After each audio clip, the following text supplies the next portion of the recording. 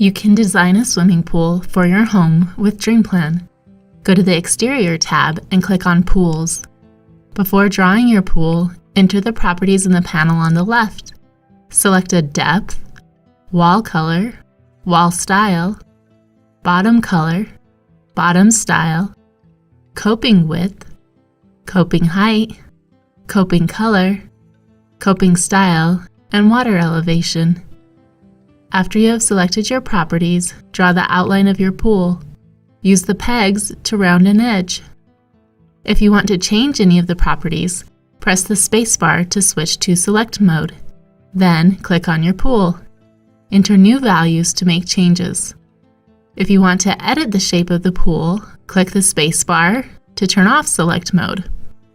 Look under the Miscellaneous category for pool accessories, such as a ladder and diving board.